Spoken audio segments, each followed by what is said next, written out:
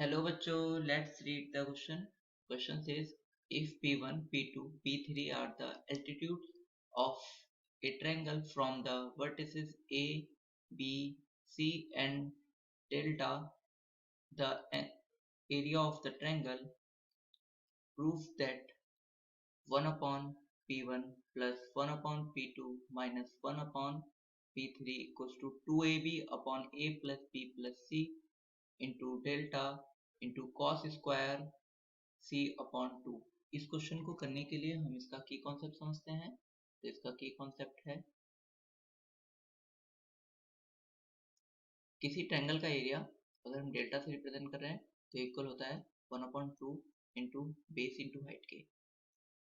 And और यहाँ पर क्वेश्चन में क्या कह रहा है हम ये समझते हैं कि अगर ये ट्रायंगल है और ए बी सी और एक एंगल, ये जो वर्टिसेस ए है वो एंगल ए है और इसको एंगल बी और इसको एंगल सी को रिप्रेजेंट करता है।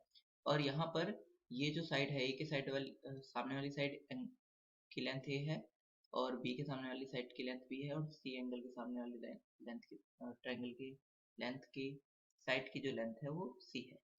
देन अब वो क्या कह रहा है P1, P2, P3 एल्टीट्यूड्स है फ्रॉम वर्टिसेस ए। तो वर्टिसेस ए से इस पे एल्टीट्यूड क्या हो जाएगा, एल्टीट्यूड P1 है और वर्टिसेस सी से P3 और वर्टिसेस P से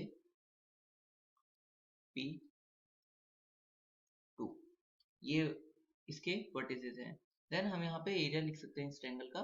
ट्रायंगल का एरिया क्या हो जाएगा, डेल्टा इक्वल टू 1/2 इंटू, अगर हम बेस को पहले हम अगर बेस को ए ले तो ए बेस पर परपेंडिकुलर क्या है P1।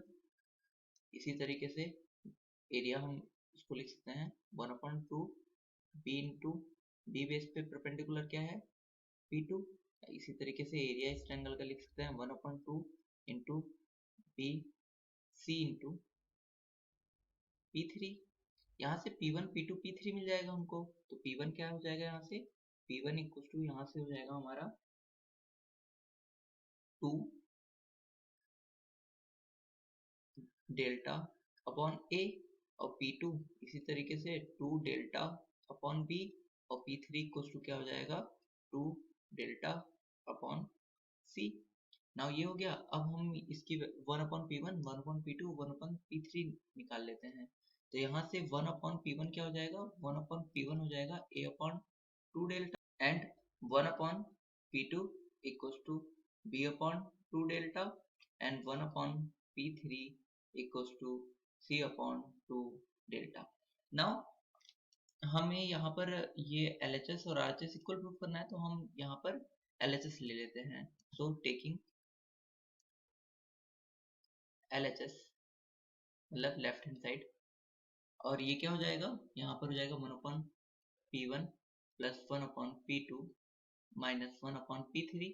इसकी वैल्यू पुट करते हैं तो ये हो जाएगा A/2 delta plus B/2 delta minus C/2 delta. यहाँ से क्या हो जाएगा A plus B minus C/2 delta, ये आ गया। अब यहाँ पर S क्या होता है, S इक्वल टू होता है सेमी पेरीमीटर। तो क्या होगा A plus B plus C/2। तो यहाँ से A प्लस B क्या आ जाएगा, A plus B equal to क्या हो जाएगा 2S माइनस C। यहाँ पे मैं A प्लस B की वैल्यू पुट कर सकता हूँ, क्या आ जाएगा 2S minus C upon 2 delta minus C क्या हो जाएगा 2C, तो 2S minus 2C upon 2 delta. और ये हो जाएगा हमारा, अगर 2 हम ऊपर से कॉमन लेकर कट कर दें तो ये नीचे, तो ये हो जाएगा S माइनस C इक्वल आ जाएगा S minus C upon delta. Now हमें क्वेश्चन में क्या प्रूफ करना है, यहाँ पे cos स्क्वायर C/2 आता है। तो यहाँ पे हम जानते हैं कि अगर ये ट्रायंगल है तो cos स्क्वायर C/2 जो है वो इक्वल हो जाता है S minus C upon AB के। तो यहाँ पर हम इसको बनाने के लिए क्या करेंगे कि ऊपर नीचे हम ऊपर S से मल्टीप्लाई कर लेंगे इंटू AB से, और नीचे भी इसी तरीके से S इंटू AB से मल्टीप्लाई कर लेंगे। तो इससे होगा क्या, इससे होगा ये कि ये s इतना टर्म जो है हमारा ये cos स्क्वायर c/2 बन जाएगा, ये वाला टर्म, ये, और s भी इंक्लूड कर लेंगे इसमें, मतलब s वाला भी मिलाकर, s minus c into s upon a b क्या हो जाएगा, cos स्क्वायर c/2। तो नाउ इसको लिख लेते हैं, तो ये क्या हो जाएगा, इसमें सबसे पहले हम लिख लेते हैं ए बी को, तो a b into cos square c/2 upon में क्या आया, अपॉन में ये हमारा आया है डेल्टा इंटू एस, एस क्या होता है a plus B plus c/2, ये 2 चलता जाएगा ऊपर, तो ये किसके इक्वल हो गया, 2ab cos square c/2 upon delta a plus B plus C.